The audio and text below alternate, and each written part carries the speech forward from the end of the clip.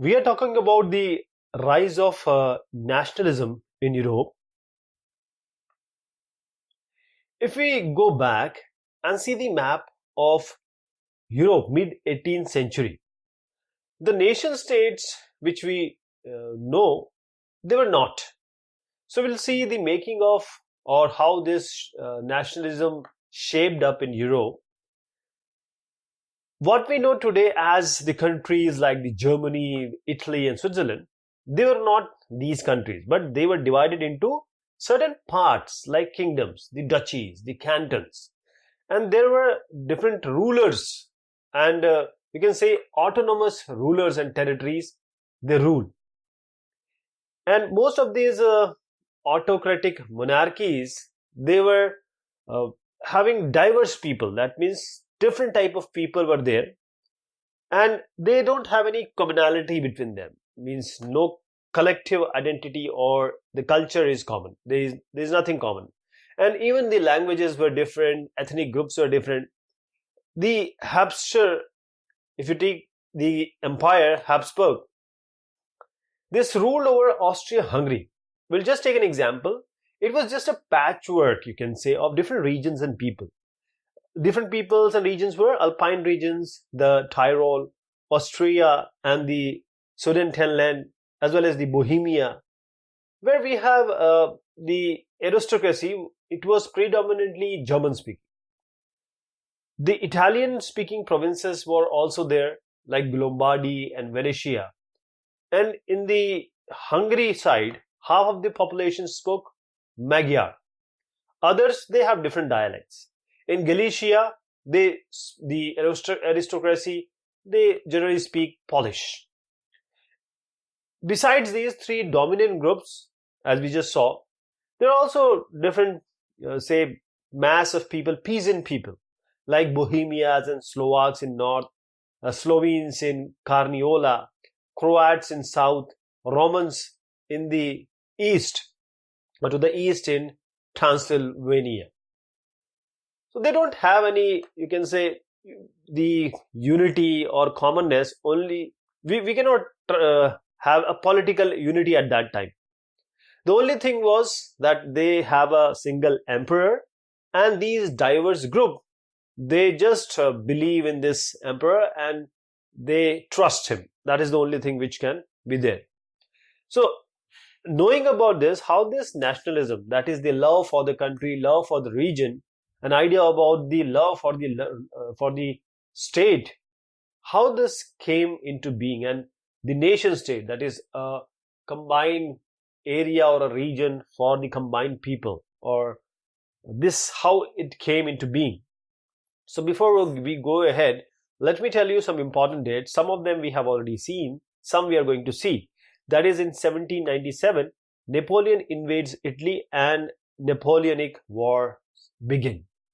Then 1814 to 1815, Napoleon was, you can say, he encountered the defeat, and then Vienna peace settlement was there. We'll talk about this Vienna peace settlement. Then 1821, there was a Greek struggle for independence. It started. In 1848, a revolution in Europe.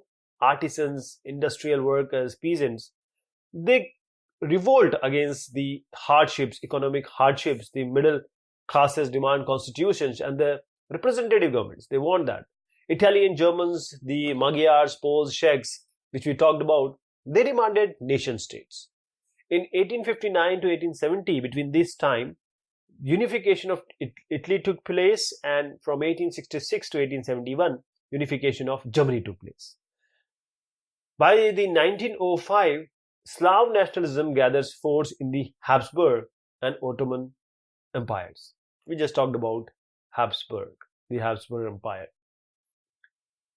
So the aristocracy and new middle class. What is this new middle class?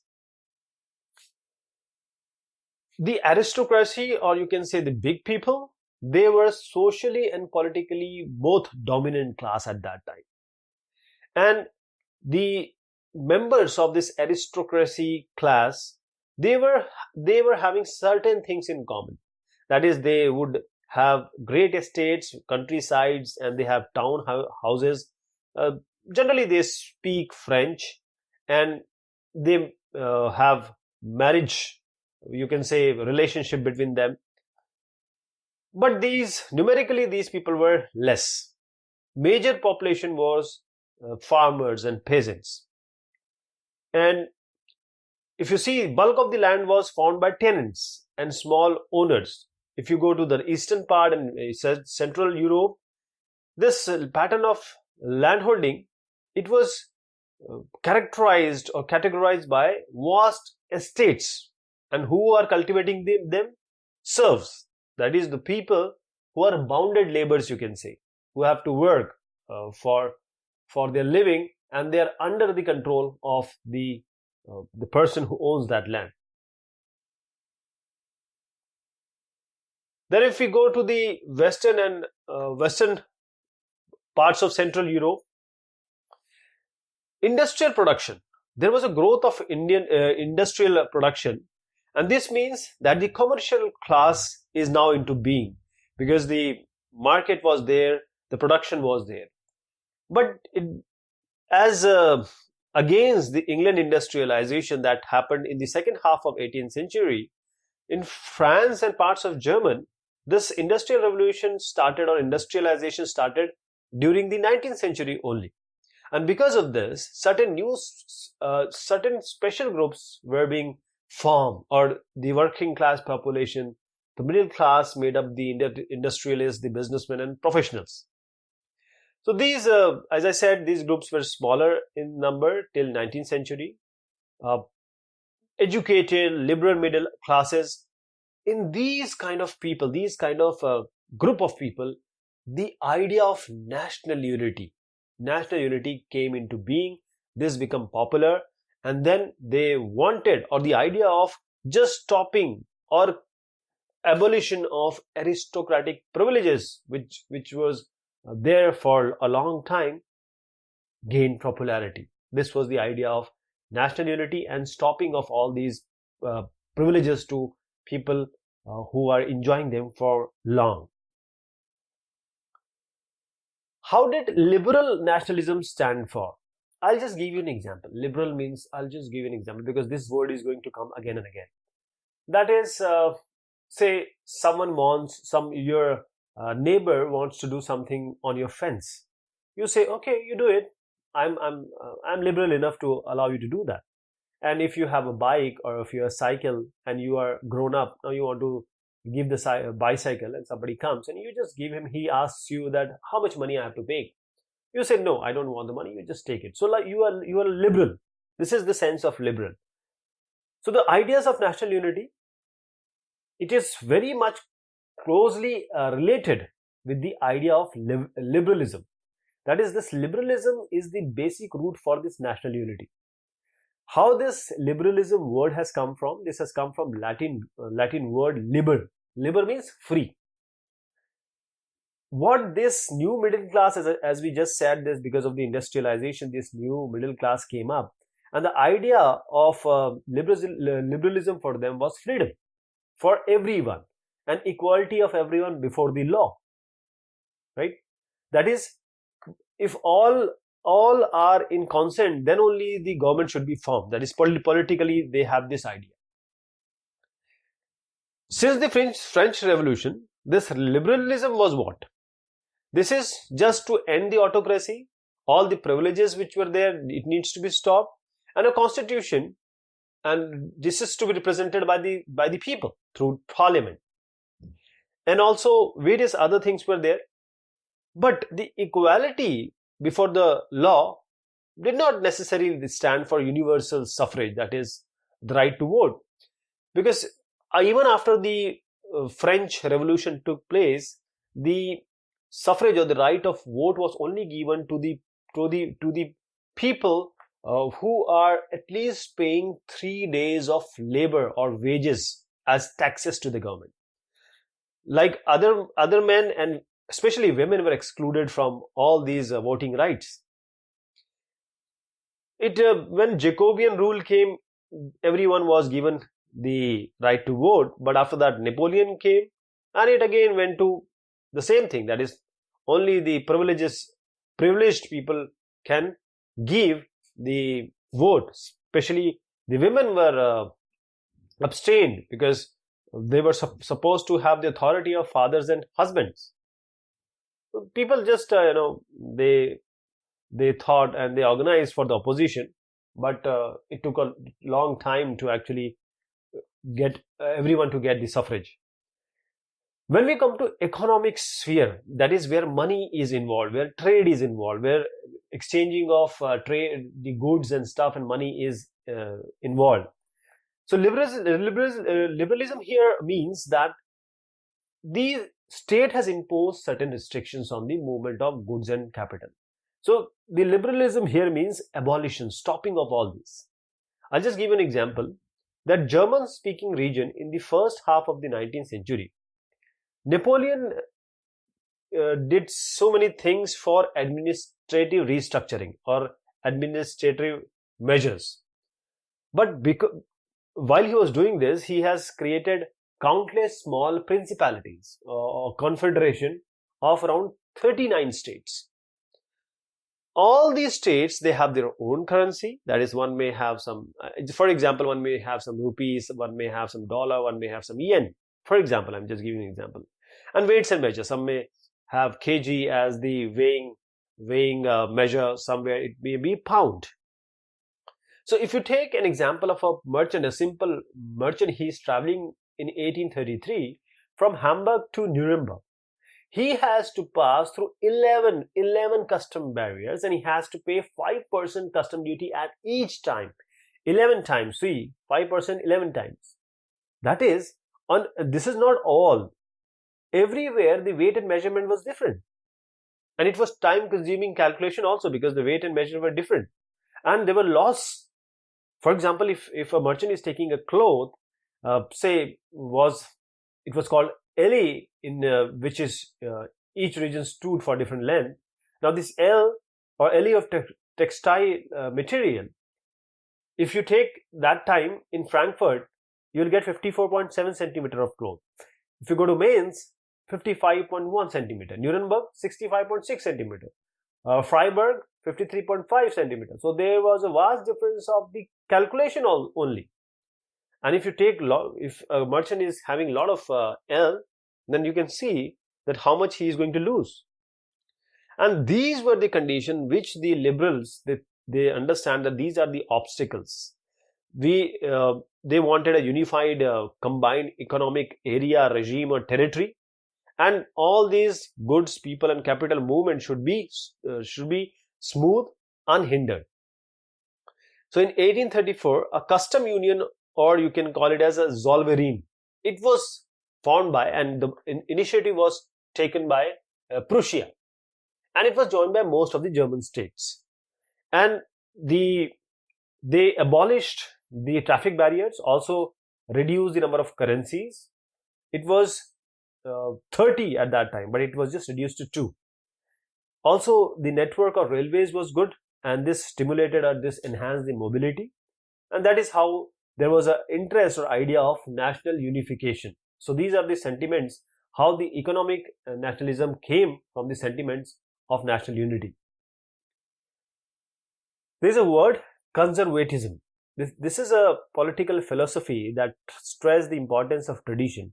That is, all the things which are going on in the past and still going on, this needs to be given more importance than others. And established institutions and customs, those were traditional or going on for a long time, and prefer gradual development of quick change. So a new conservatism after 1815, it emerged. So when Napoleon was defeated in 1815, now these European governments, they have a spirit of conservatism, Rudivadita. These conservatives, they have the idea that the traditional institution of the state and society which are going on, like monarchy, church, social hierarchies between different categories of people, the property and the family, these all needs to be preserved. And most conservatives, most conservatives, they don't want to go to those pre-revolutionary days, because they have realized that the modernization could in fact strengthen the traditional institution like the monarchy that they want to have again. So it could make a state more powerful, that is effective and strong. So this is how they thought that a modern army, an efficient bureaucracy, and a dynamic economy, and the feudalism abolition, the bhudasatva, that is serfdom, this could be stopped, and it can strengthen the autocratic monarchies that they want to have of Europe. So in 1815, there was certain powers, European powers, who beat Napoleon, that is Britain, Russia, Prussia, and Austria. They sat together in Vienna and to draw up a settlement for Europe. And this was hosted by the Austrian Chancellor, Duke Metternich. And these delegates who were the representative of those who beat Napoleon, they made Treaty of Vienna in 1815. And what were their objective? That is, they just want to undo all the changes which were done in Europe during the Napoleonic War. That is, whatever Napoleon has done or has forced, this has to be undone. Like the Bourbon dynasty of France. Actually, it was been disposed by French Revolution. They restored it. They restored them to the power. And France has to lose a lot of territories which were annexed by whom? Napoleon. And also there were boundaries being set up so that France cannot expand further. That is the kingdoms of Netherlands, that included Belgium. It was set up in the north of France, and Genoa, and Genoa was added to the Piedmont in the south. These were just, made so that the French should not expand. And Prussia was also given certain territories which were very important in the western frontiers, while Austria was given control of northern Italy. But there was a German confederation of 39 states. This was being set up by Napoleon. This was not been abolished. This was kept like that. And Russia was given also a part of Poland. Prussia was given a portion of Saxony. The main idea was they all want to restore the monarchies. That is, the emperor or king rule that has been overthrown by Napoleon. Because all these Treaty of Vienna people, they wanted a new conservative order in Europe. And the conservative regime, it was set up in 1815, were autocratic. That is, they were they cannot tolerate any kind of criticism against them, any kind of dissent. They just stopped it, and most of them imposed the censorship. This is a picture that everyone or some see the good-minded people, they are sitting and they are having their mouth closed. That is, they cannot speak. So if these governments, you can say, or the rulers, they impose censorship on the newspaper, books, plays, songs, because if any of these contain the idea of liberty and freedom, they need to be stopped, because French Revolution ideas were still flowing. And all these memories of revolution everyone has in their mind. So there were people who wanted so many things. They were called as revolutionaries after that. And they wanted, first thing was, they wanted freedom of the press. So who were the revolutionaries? How this thing took place? We'll talk about a man called Giuseppe Mazzini. So in these years which followed 1815, because the government, they don't take the criticism or dissent, there were certain secret societies being made up, and they have all the revolutionary ideas, and they wanted to spread these ideas. And what were their commitment? Their commitment to oppose the monarchical form, and that has been established by whom? The Treaty of Vienna Congress. Because all of them, the revolutionaries, they have an idea that they need to fight for the liberty and freedom. So they created also these revolutionaries, that in order to create the nation states, because they have this idea very clear in their mind of nation states, this is the part of their struggle for freedom. And as I said, one of them was Italian revolutionary Giuseppe Mazzini. He born in Genoa in 1807. He became member of secret society of Carbonari, and since he was just 24, because he was sent to an exile. Why? Because he was in 1813 he was supposed to attempt an revolution in Liguria, so he was sent just to exile. Then he founded two major underground. These has to be underground because the monarchs or the people who are ruling, they don't want people to speak, so they have to have underground societies. First, Young Italy in Marseille, and then Young Europe in Bern, whose members were like-minded. Young men from Poland, France, Italy also, and the German states, they joined them. So Mazzini has this idea that God has intended nations to be natural united units of mankind.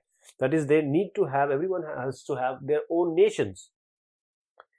So this Italy, because he was from Italy, he don't want that patchwork that this small state, this kingdom should be added, this state has to be removed. So they want that there has to be a single unified republic with a wider alliance of different nations. And this unification can only be the idea they have in mind, that is liberty. So this can be only the basis of Italian liberty. And after that, various societies in Germany, France, Switzerland, Poland were also set up. And because of the relentless opposition by Mazzini, Metternich, if you remember him, he was the chancellor of Hungary. He said that this is Mazzini, this guy is the most dangerous enemy of our social order. So the age of revolutions, we will talk about this in the next discussion. Till then, thank you so much. Take care of yourself.